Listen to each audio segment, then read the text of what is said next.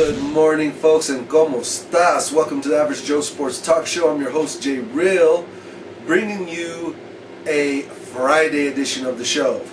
Now, we are going to jump in and we're going to start with the NFL. Aaron Rodgers had some tests done, some examinations, x-rays, and it doesn't look good for him coming back this week. The preliminary tests are that he's still going to have to take some time to recover from that collarbone injury. So with that said, Green Bay could possibly lose, and that will take them out of the small little window of opportunity they have to come back to make the playoffs. Again, if Rodgers can come back and they can make a strong presence with these last games left of the season, they might have a fighting chance, but it's not looking good for them at all. Now, moving on from that, we have to cover the Steelers' Mike Tomlin situation. He was fined $100,000 for having a foot on the playing field and supposedly getting in the way of Jacoby Jones, the runner for the Ravens, which allowed supposedly the Steelers to tackle him, saving a touchdown. Now, what are our thoughts on this? Well, of course, we are Steeler Nation here. It was embarrassing to see the coach get involved in a play in such a severe manner as this was, a return for a touchdown. But we have to be open and honest as well. Everyone wants to go out on a limb and say that Tomlin was purposely trying to interfere with the game. Now, if Coach Tomlin had a history of being dirty, if he had a history of doing shady things, then it would be a lot easier for us to agree with those comments. But anyone that has known Coach Tomlin, has seen the way he coaches, seen the way he conducts himself, that is completely contradictory to what people are saying. The guy's a straight up stand-up guy, and from all looks, when you watch the play, it really doesn't seem like his intent is trying to be malicious. He was standing in a box that most coaches have admitted to being in. Most coaches have even came out and said they have found themselves in a situation similar, but were able to get away from the action before it actually ran up on them. So, are we okay with him getting a fine? Sure. Are we okay with people being a little upset about the situation and the play? Absolutely. But to call it malicious or intentional, I think is a little overboard. Mike Tomlin is a good coach. He's, again, a stand-up guy, and we really don't feel that his intent was to cause some interference in the play. That being said, $100,000 is a huge chunk of money. It is the second largest fine dealt out to a head coach, the one being Coach Belichick, who got a $500,000 fine for Spygate back a few years ago. Now, all the players of the Steelers, even Coach Tomlin, they've talked about it. They've already apologized. Yes, it was embarrassing to the franchise. But again, I do feel personally, after reviewing the play many times, as many other people have, it wasn't malicious and it wasn't intent to cause a obstacle for any player on the field. He was in a bad place at the bad time. And that's it. He got fined. We're going to move on from it. The Steelers are not going to be in the playoffs. They did not win this game. And we're just going to move on. Good. Now, in lighter news, people have been asking, where is Tim Tebow? We haven't heard any Tim Tebow news. Well, here it is. Tim Tebow alert right here on your Average Joe Sports Talk Show. And that is an Italian football league, an 8-team league. Hear me out here. It's an 8-team league, Italian football league. The president of the Milano Seamen have offered Tim Tebow a 4-month contract to be the quarterback of the Milano Seamen.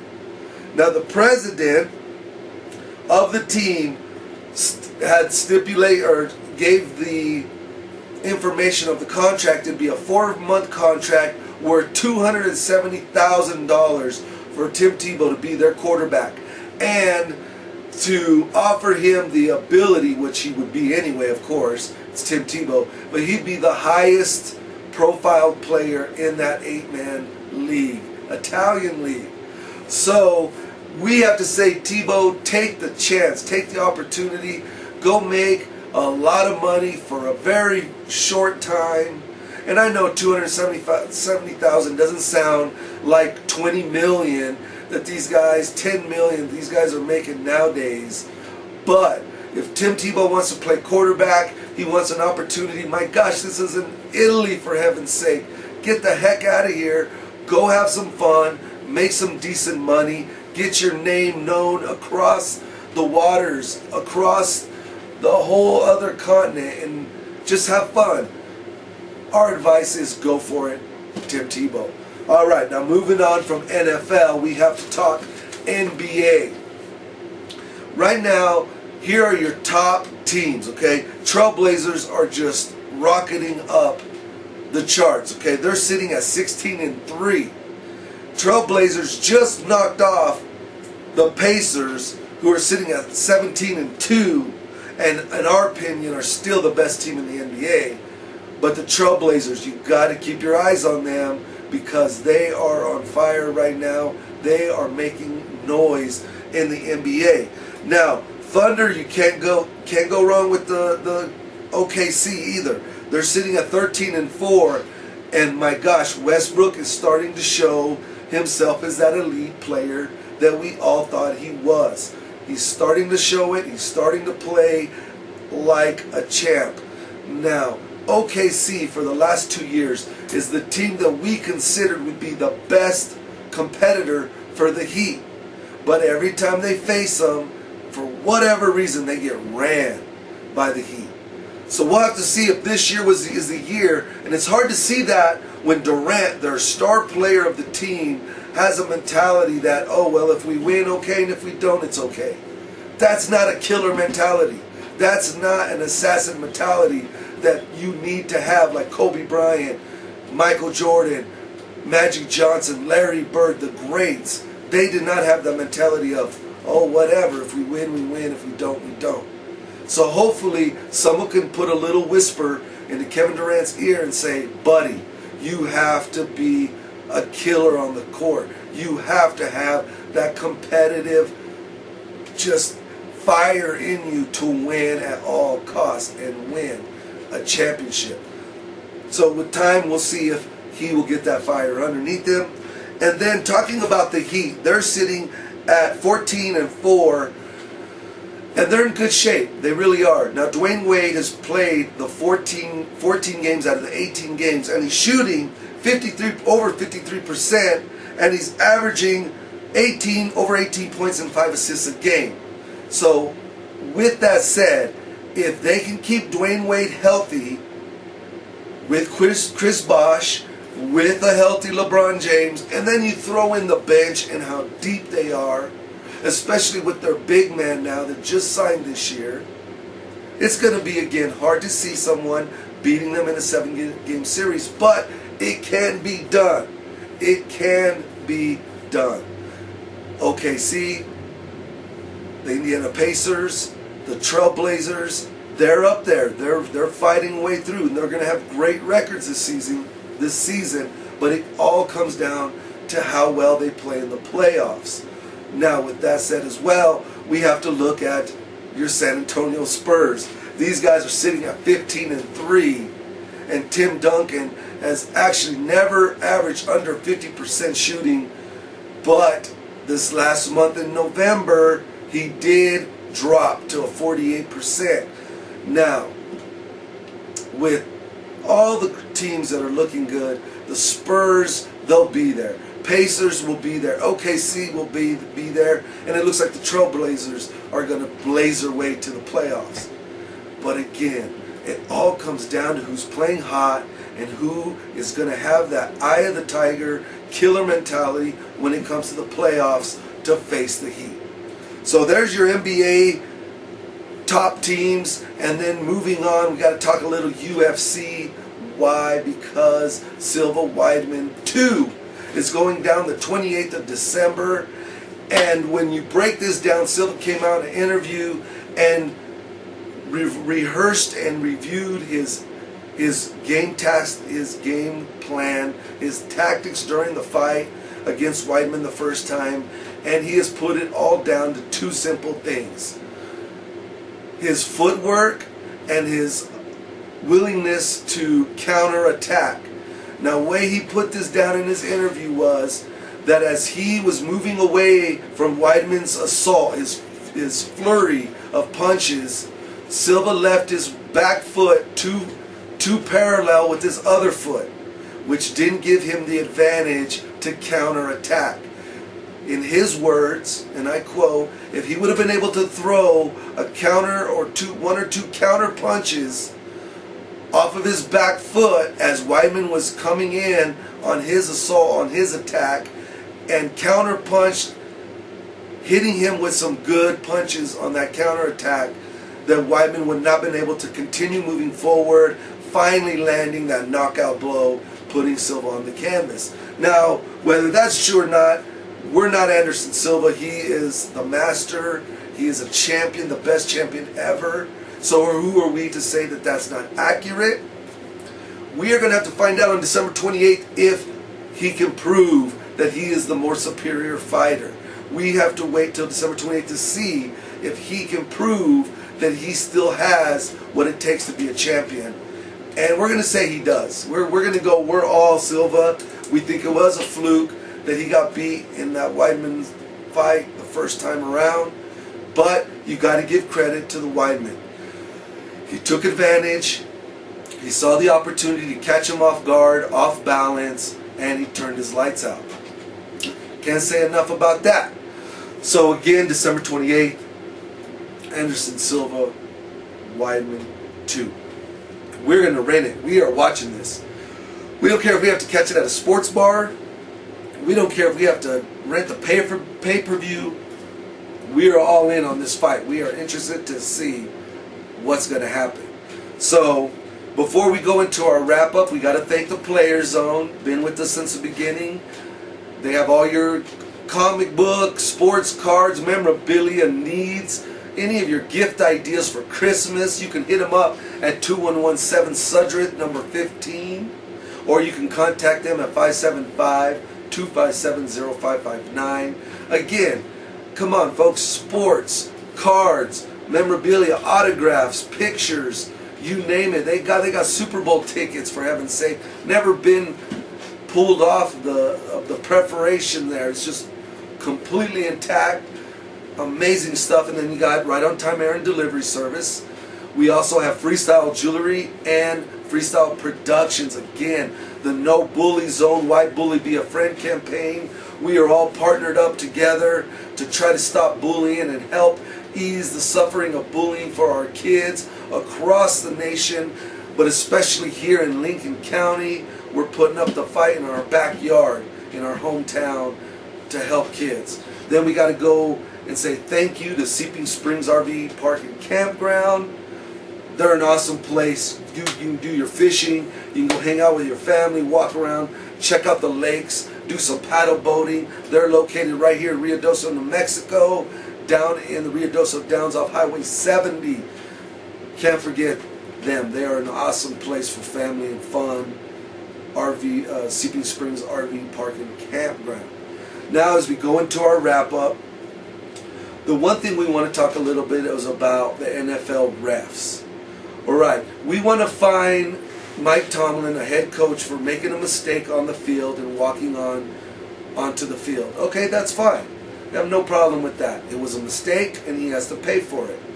Why in the world are we not hitting these referees that are changing the outcome of games through their calls? Okay, we have all these sports experts and analysis guys and talk radio guys and hosts, and they want to say, oh, to Coach Tomlin changed the outcome of a game. That should have been a touchdown, and who knows what would have happened. Okay, well, they still end up winning the game, which is fine. If they didn't win, then we would be having a whole different conversation. But what about these refs that allow a guy to throw a 50, 60-yard bomb down the field, and because a little bit of contact takes place, they throw the flag and say, oh, pass interference. So now the team, with hardly any time on their own 20, gets to go all the way down to the 30-yard line of the other team.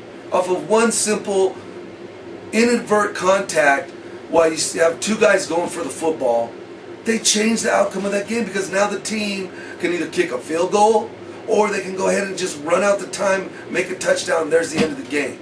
They didn't give the team any kind of chance to play defense and allow that team to work their way down the field with a little bit of time that is allotted and try to win the game. No, just here's 60, 70 yards off of a pass interference, off of a BS tap guy on the shoulder with his hand as he's trying to knock the football away. These referees, not only are they making calls like that, but when you're talking about quarterbacks that just get, a tap in an area that they're not supposed to get tapped, and there's a personal foul, 15 yards, it was third down, they could have ended up not making the play, would have been fourth down, they have to kick the ball, the other team gets it, time runs out, boom, game's over, that team wins the game. No. Instead, a little unintentional contact that is not malice, that is not a heinous foul, an obvious foul, but they call a personal foul, 15 yards and a first down. That changes the whole game. That changes the whole game when you're talking it's in the fourth quarter with 2 minutes left. But they do it. And then you go back and review, and then the VIP of officiating goes, oh, well, that was a little bit of a tic-tacky call. Most guys wouldn't have called it, but what can you do? The referee did, and this is what the outcome of the game is what it is. No. If you start penalizing some of these guys, those flags are going to be tucked a little bit deeper in their pocket, and they're going to allow the guys to play. And for anyone that goes, oh, well, then you're going to get these roughing the passer calls that don't get called. You're going to get these, hits on receivers that, need to be protected. That's bullcrap, folks. This is football. If you cannot take a hit and get up and then keep playing, then you shouldn't be playing football. I'd rather have guys play the game and get a wicked hit with no call and let the game play out the way it should and the winner of the game come out that should win than having flags flying all over the place and giving who knows who the win because it's not being done and not being dealt with on the field. It's the referees changing the game. The outcomes of the game are set up by the referees. 30 years ago, you didn't even know who referees were. You barely even knew they were on the dang field. And now, the referees are the main spotlight of football. And maybe I'm wrong, folks. You tell me. Give me your comments and feedback on that. This is our wrap-up section. We do not mind debating anyone's comments. We will talk about anyone's comments on the show. If you're interested in coming on, call us personally right here at the Players Zone. Again, 575-257-0559. We will have you on an interview, or if you're in the area in Ruidoso, we'll sit you right here. You can be my co-host, and we will debate all kinds of sports topics. But for the wrap-up, referees, they have to be held accountable sometime, some way, somehow, because right now they are really screwing things up. And that's our wrap-up for the day. So anyway, folks, have a great weekend. Be safe. It's freezing outside, at least here in the Ruidoso and surrounding areas. We're talking 4 to 6 inches of snow throughout the day. As you can see, I am bundled up. I am ready for it. But we will see you on Tuesday's show. Don't miss it. JReal signing out. Peace and much love.